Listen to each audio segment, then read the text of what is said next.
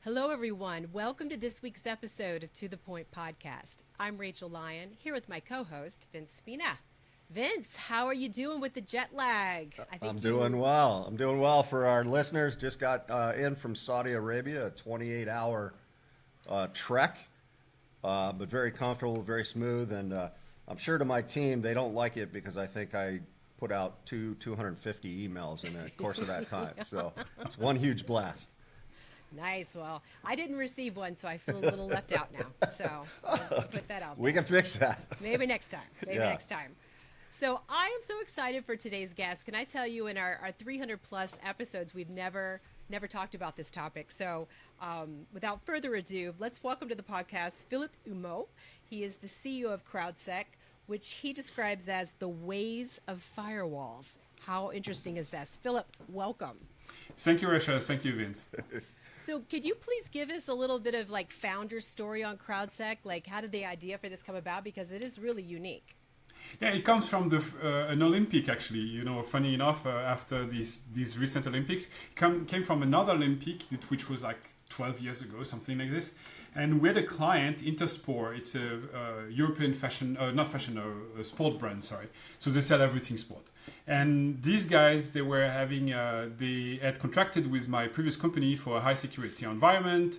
So they were all settled and everything was fine. And then all of a sudden, we see a lot of IP addresses trying to scan the website, to scrap the surface, find vulnerabilities and so on. I was like, wow, that's a massive attack. That's not background noise. It's not random. Someone is really, really trying. And those guys, they tried hard. And they actually fell on a big bug because this system was extremely resilient. It had its problem. It was long to configure and so on, but it was very efficient. So the guys scratched something like 6,000 IP addresses just trying to scan the surface of the website and failed miserably. And we were like, hey, first of all, be a popcorn. It's working. We worked on that for a while. I'm glad it works. Now, what's next? I mean, those IP addresses, they have value, right? They are the bread and butter of a cyber criminal entity. So what do we do with it? Can we share it with other peers, people over the internet, other hosting companies? Are we even legally able to do this? How long is this information valid for? And so on and so forth. So we started to ask ourselves questions around, what could we do with it? And basically nothing. And then we're like very frustrated because we thought we could do what we do with this high security environment, share all those IP addresses together and be comfortable with this because it would be the core job of the company doing this. So people would trust us for that. Nice. Philip, I just want to jump in there. So you basically, the IP addresses at any given time, and I'd like to know like how fast does it change of bad guys. What do you actually do with that? Would your consumers come to you and that's like a blacklist of IP addresses that get blocked in their environments? Or I just wanted to nerd out a little bit on how to, once you know those IP addresses, what do you do with them? If I'm your customer, what do I get from you guys? So it's a twofold story. The first story is the free open source software, which is a security engine. It used to be called an IPS, IDS back in the days. Sure. But that was before Gartner came in and said, hey, we need to rename everything into, who's paying the most? Yeah, XDR. They said, everybody needs an XDR. Who hasn't got an XDR? So I'm supposed nowadays it's an XDR, whatever is the name. But yeah, basically it's an IDS IPS. So it's detecting attacks, it's blocking the attacks, and supporting the IP address that aggressed you. Whether it's an HTTP query that was crappy, whether it's trying to brute force your credentials, whether it's trying to leverage a CV, whatever. So we detect this, we block this, and all of this is entirely for free. Now, what we get paid back, the way we get paid back is by signals. So when an IP is aggressing, say, Rachael, and Rachael is getting this, brute force attack on her servers, Rachael's servers are reporting us the IP address that was aggressive, the timestamp, and the behavior. And with our network of hundreds of thousands of machines across the globe, we get real reports of who's getting aggressed, by what IP, and so on. So this maintains a real-time map of the IP addresses used by cyber criminals. And in return, because we need to make a living out of it, we sell those signals to companies that want to protect themselves. Under the form of block list, yeah. Yeah, and that's like real-time dynamic, always changing. Yeah, so it's a very interesting part of the story here, Vince.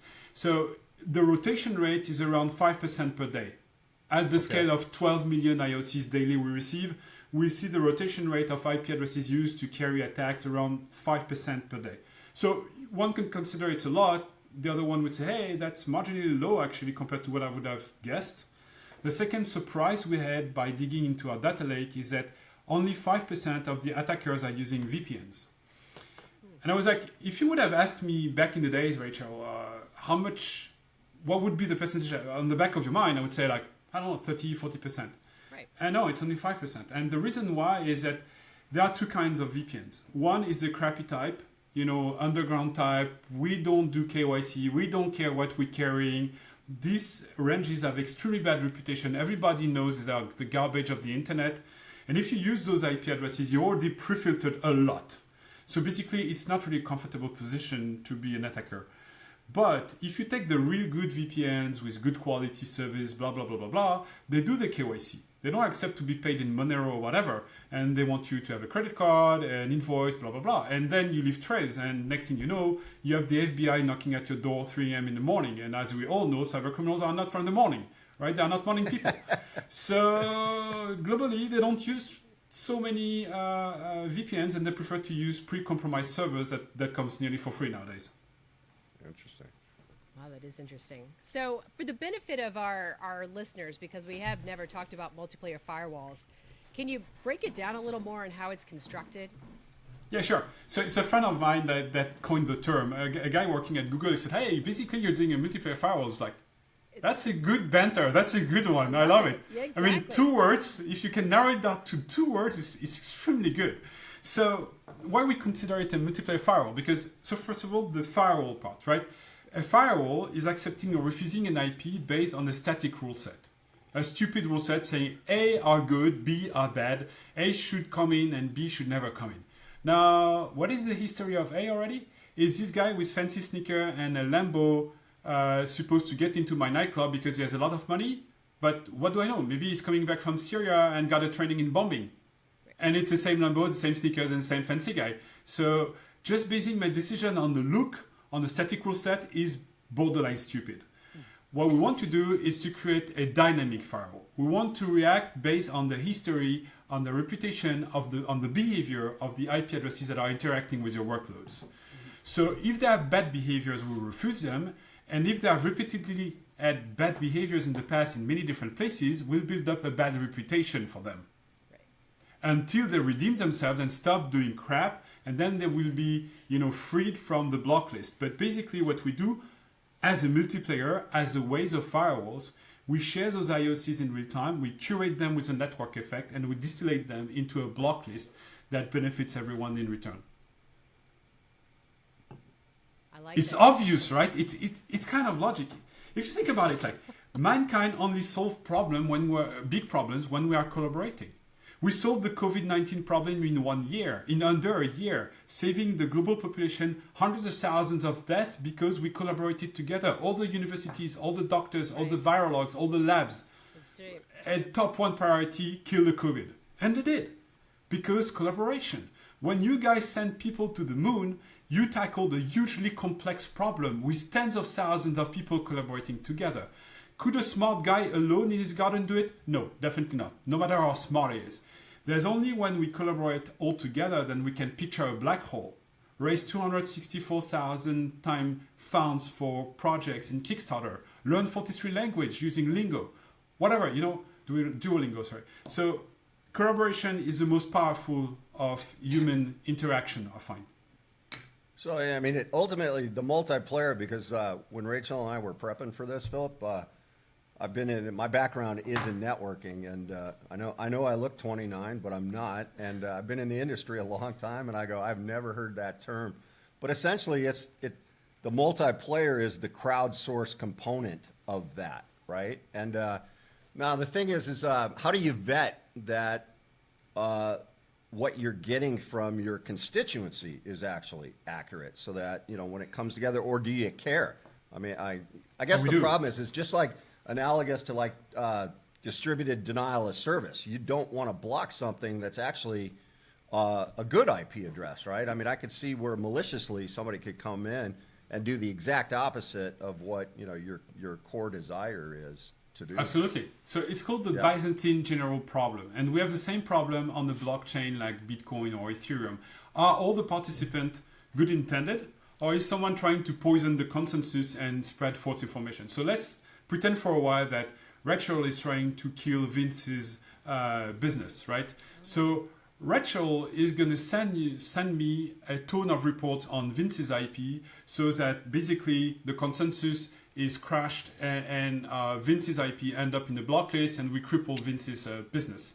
Congratulations, Rachael, you failed, because first of all, we don't trust you for 6 months. So even though you enroll yourself in the program, there's a quarantine time of 6 months. So you have to be very patient, and you have to collaborate and report real signals for 6 months before you can eventually attempt your naughty attack against Vince's business, right? Second thing is, we don't only trust Rachael, we need many Rachels. We need a lot of reports against Vince's IP to be sure that it's really malevolent. And not only a lot of them, but very diversified, coming from different places in the world, different autonomous systems as we know them, Vince. Which means, like, basically, if you're a cyber criminal, it's really hard for you to deploy so many machines in so many different environments. It's going to cost you a ton of money and time to eventually pull out this heist. Let's say finally you injected Vince IP into our consensus and we broadcast it, and Vince is having real issues with this at scale. And also we have a problem as CrowdSec because we are decryptabilized. We are not as trustworthy as we used to be because we broadcasted a false positive, which never happened in 4 years, by the way. Well, then you would lose entirely the whole reputation you built it for all those machines you deployed instantly, because we would look into this, we would put human into the loop, we say, okay, congratulations, you did it, we'll burn the whole network, and you're basically stage 0. So for 6 months, you helped us with tons of machines, and for an hour you were right and you blocked Vince, and he's deblocked, and you fried the whole network. So basically we make it so that it's not worth it. Interesting. Rachael, I'll keep asking questions. So no, keep going. My yeah. brain is just this is intriguing. Processing. Yeah. So I mean, it's almost. I want to try to match metaphors because Philip, some of your pictures have been great, but I liken it to maybe joining a gang. Negative connotation there, but it takes a while. You gotta kind of hang around the clubhouse a little bit. They got to trust you. They'll give you some activities, things like that. But eventually they let you in. So I get that. And I also get the part where you say, hey, it's not worth it, not time and money. I mean, they're both of those resources you'd have to spend a lot.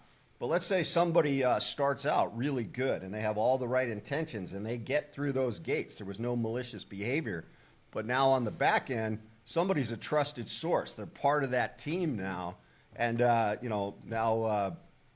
people that want to be a little bit more malicious, through some sort of, whatever, monetary bribe or whatever, starts using the power of one. I assume we're talking, I don't know what the scale of your crowd is. I got to believe it's probably in the thousands. Is that a fair statement?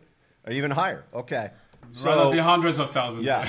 So I guess what I'm trying to dig into, can one bad actor who finds their way in through what used to be a trusted source, you brought up cryptocurrency, things like that.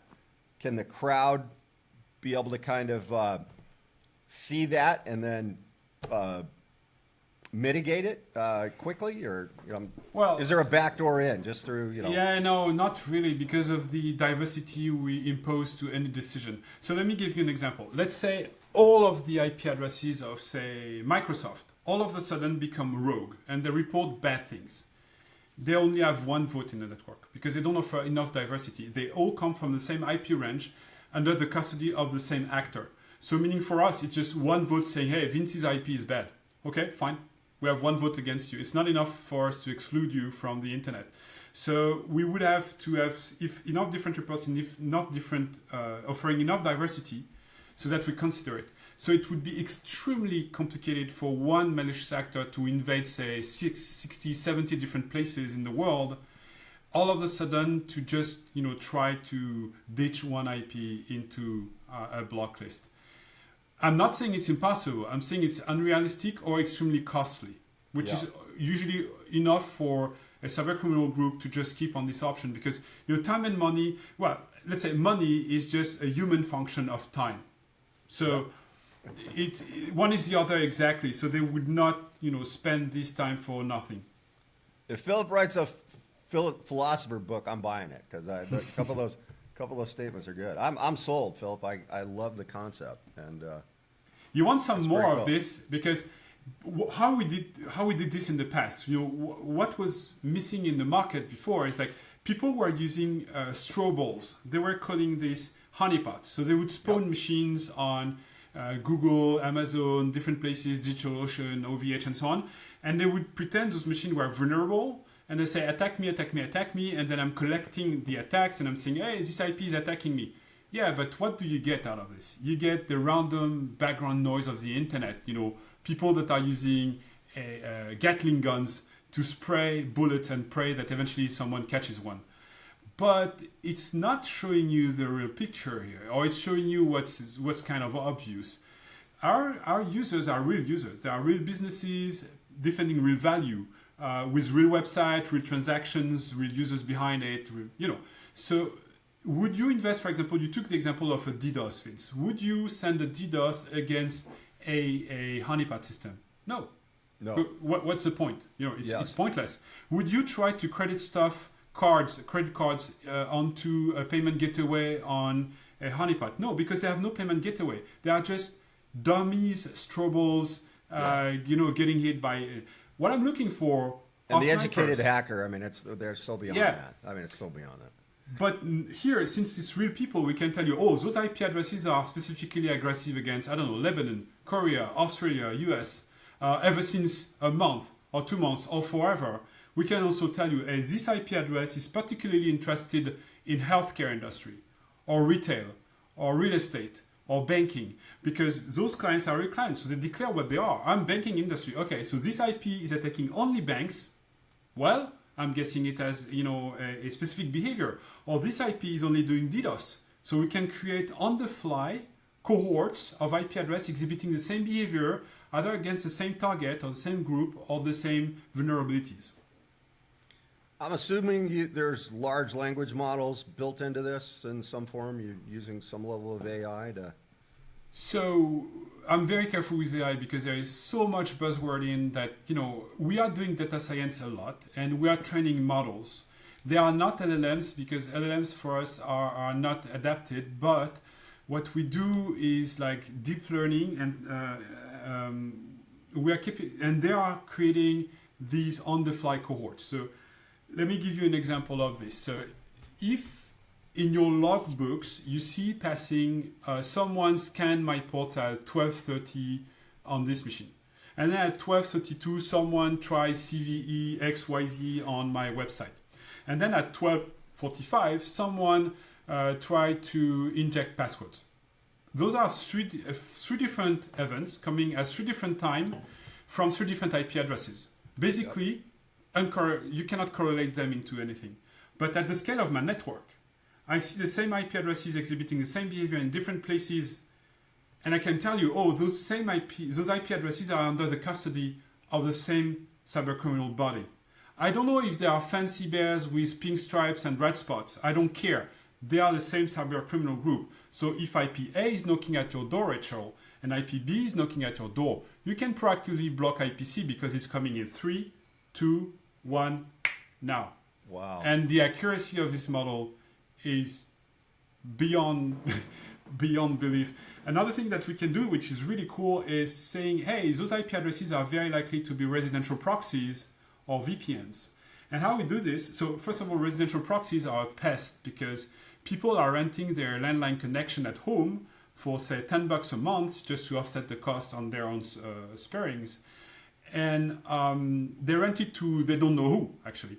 And those don't know who people are carrying attacks through residential proxies. And it's a very classical thing. So, for example, during the attacks of October in Israel, a lot of the attacks that were carried through residential proxies. So basically, Israelis attacking them. And we're like, but it cannot be. We are a very nationalistic country. people are caring about the security of Israel. Why would Israelis attack Israel? They were not Israelis attacking Israel. There were Iranians, Russians, or whatever who rented Israelis' IPs to carry their attack. So if you can identify this cohort as being a residential proxy cohort, then you can tell everyone, hey, it's up to you. You want to accept or you don't want to accept residential proxy, but just know that we have a list of them. It's up to you whether you decide to block them or not. Very interesting. Rachel? Yeah. I know. It's like I'm trying to like wrap my head around all this. Yeah. Well, I imagine with all of this information, though, you've got really valuable information, Philip. I mean, I can imagine, there's probably big criminal gangs that you guys have uncovered, and what do you do with all that information? So we come back to a problem that is called attribution, and we don't do attribution because to me attribution is like, you try to guess the number of the lottery. Why that? Because if we take this fancy bear, pink stripes and red dots, whatever the name is, and those are just made to give you plush toys at Black Hat and whatever. The reality behind it is that those groups, they are recomposing constantly. They are subcontracting each other. People are moving from one to another. So if you say, this is a signature of the code of blah, well, maybe Yuri changed to another group, and Dimitri is working there, and John decided that he has allegiance with the spider, whatever bait plush toy. And it doesn't mean anything. You cannot possibly tell where an attack is coming from. This is, daydreaming, but it's not realistic. So we don't care about that. We don't care at all. And by the way, would you act differently if I tell you it's like Spider Bear 2? Oh, it's Spider Bear 2, so let them in. It's not a problem. No, Right.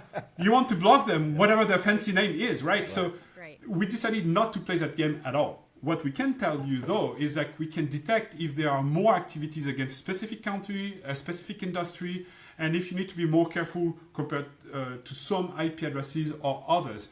Which are the people doing good job, for example, at cleaning their systems quickly? We can tell you with a high degree of confidence that AWS is doing an extremely good job at cleaning IPs that are compromised. As soon as an IP is compromised at their place, within 2 days, they make a takedown.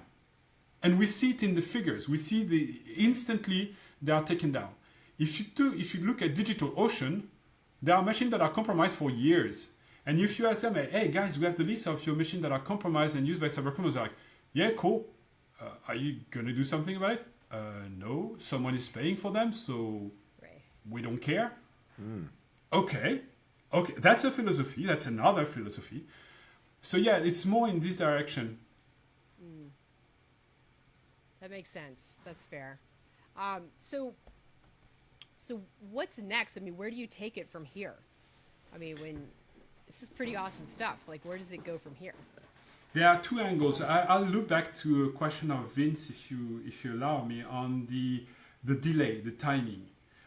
Vince was asking, and it's exactly where we're heading, how fast can the network detect this kind of attack? So it all depends on the scale and on the loudness of the cybercriminal group using those IP addresses. So if they scan to the whole internet in 4 minutes, we'll know about them in 2 minutes, right? Obviously. Now, if they are doing slow brute force of credentials or scanning your VoIP range and so on, but sneakily over a month, it will take us days before they end up in the consensus. But now, here's the point. Most of my network is redundancy. I mean, and that's the point of it. Like, a lot of information is redundant, and this is what gives us, the credibility to assess that this IP is dangerous because it's been reported by a lot of different people. Now, it's not noise. Why that? Because the more the merrier. The more we are, the faster we can decide that this IP should be blocked. So in the very inception, the early days of CrowdSec, when the famous Log4j CV stroked the internet, we were 6 months old. We had 3,000 people in the network, and we could spot roughly 3,000 to 4,000 IPs that were the most aggressive against those CVEs in 4 hours.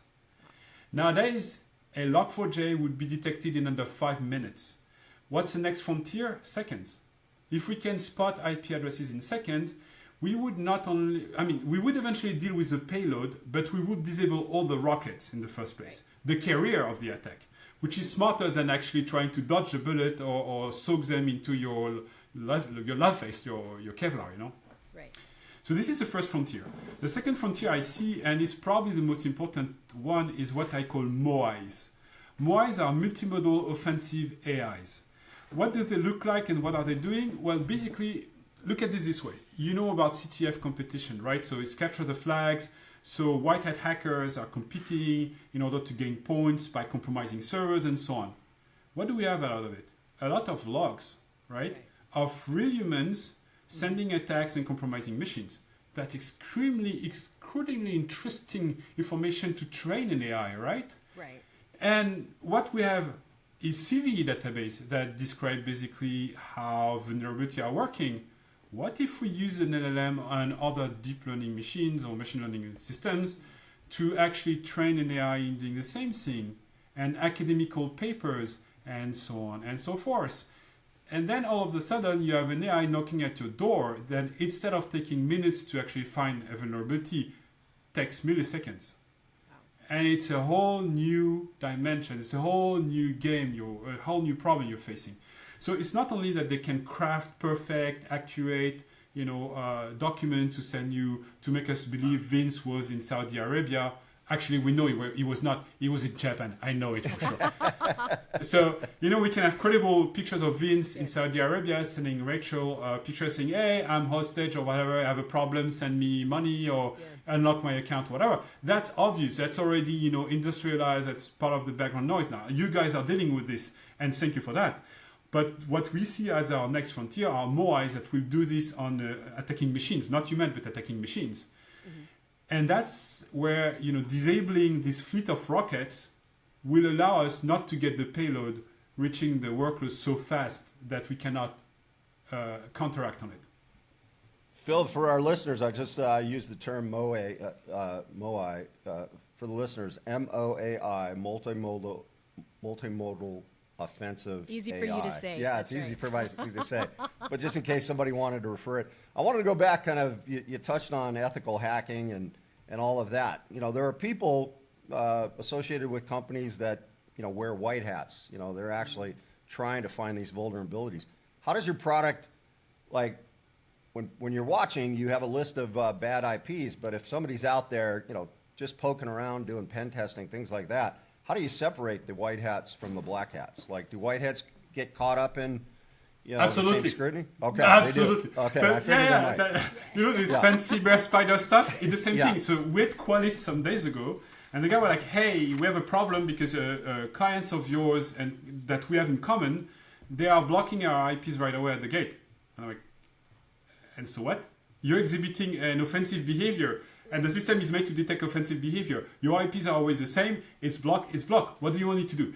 What we can do for you guys, if you want, is have a whitelist saying those are the IPs of Qualys, and you can whitelist them if you want to disable our system and see if other systems are resisting to Qualys audit.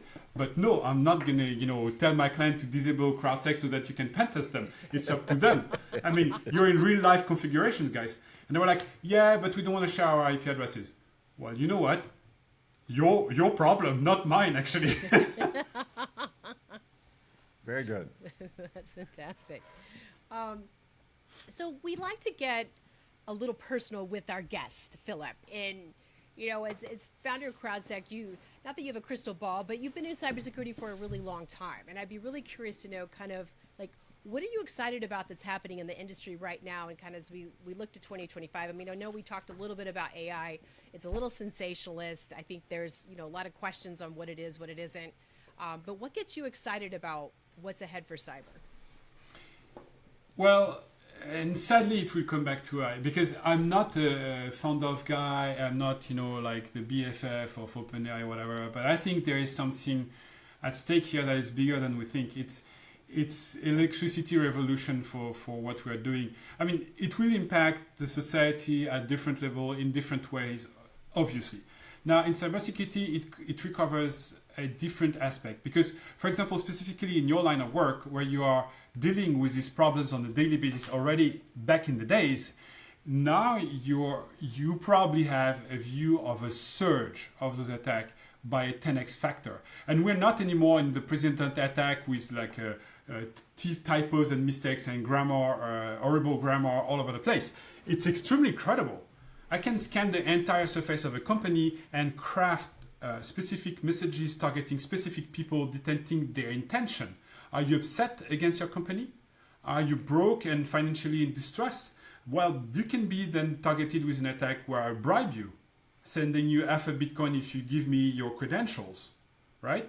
How do I deal with that? I mean, the betrayal is an extremely complicated part to deal with. Arguably, with behavioral detection, we can do this, but it's still very, very complex. So you guys have a lot on your platter. I have a lot on mine as well, but there is light at the end of the tunnel because actually AIs are pretty good at spotting AIs. That's the funny part of it. And we can use different models to counteract on them. So I think this game of cat and mouse is just going to accelerate at in a very exponential way. For now, I think MOAIs are only in the hands of governments and states. I haven't seen them. I know one private company that has something very similar in the making, but it's not yet ripe enough to be considered operational. Probably 3 to 6 months from now, one will have. What is very scary to me is the following, and it's actually your team, when we prepared this interview, that connected the dots. She said, and I quote, "But do you think it will be commoditized at some point like ransomware was?" I'm like, oh, damn it, you're so right. The days there is a real MOAI out there, what will the people do? Rent it. Obviously, yeah. They will rent it. And this is where the payload hit the fan. We will have a lot on our platter then, because we will face groups that are probably average at what they're doing, using exquisitely efficient weapons. And that's what keeps me up at night, actually. Yeah, that's a good point. It's kind of the ransomware of the month club. Yeah, that's exactly where it's going to go. Philip, this is where you're supposed to make us and our listeners feel good that you're working on it. Yeah. And, Okay, so for the feel good part, the thing is, we know that, let's say MOAIs have two working mode. One is be discreet, be undercover, don't ring all the alarms on the target because we have time. I want to compromise, I don't know, a large companies in the US. I don't care about doing it in one day. If 6 months is your timeline, you can be very, very sneaky and discreet. Well, it's not because you're discreet that you'll not leave trails in the logs. And besides, from what we have seen so far, there are some kind of signatures we can see. Actually, they don't behave like humans, like white hat and so on. They are behaving very, very differently. If I take, for example, just the SQL injection, they will narrow down on what's exactly the most likely to be efficient in a matter of 10 requests instead of 40. And you're like, how come you narrowed out so quickly on your target? You are the trace of a MOAI, and I need to keep specific eye on you. Another thing that we're pretty positive about, let's say this, if you put them in a very active mode, like, hey, compromise this company as fast as you can because, I don't know, we are CIA and we need an access now, right, or NSA. Yeah, sure, but you're going to be extremely loud by doing so because you are, yes, you're fast, but on the other end, on the receiving end, I will see a lot of traces in the logs that go insanely fast. And I will block you right away. And not only this, I will block all the IP addresses related to you across my network, which means actually the only way of defending really against a MOAI on the technical standpoint, the one that are attacking the servers, not the one attacking the humans. Huh? I leave you to the humans, I'm going to take care of the servers. But the one attacking the servers, the only way of efficiently defending against them is to team together. Again, the crowdsourcing part will be, I think, crucial in this. and build context through that teaming, right? It's all, Yes. It's all about contextual analysis of that crowdsource. Boy, super intriguing. Yeah, it's Philip. I'm conscious of time, but I just want to thank you for educating us. I mean, it's Vince and I we new to this topic, and I'm excited for what you're doing and what's ahead. So, thank you for sharing your insights with our audience. This has been wonderful. It's my pleasure. And on top of that, I shall remind your listener that it's free. It's okay. So use it. Defend yourself. Defend your hospital, your small business, because no plumber is above being scratched by a ransomware attack. Because you know what? this is like the mob, like Vince talked about it earlier. It's a mob system. You start with small fishes that don't cost you a lot of money. So if I spend $100 compromising your $20,000 business or $200,000 business, and I can extort you, I can claim a $10,000 blackmail from you, it's still worth it, right? So there's no fish too small to fry in this environment.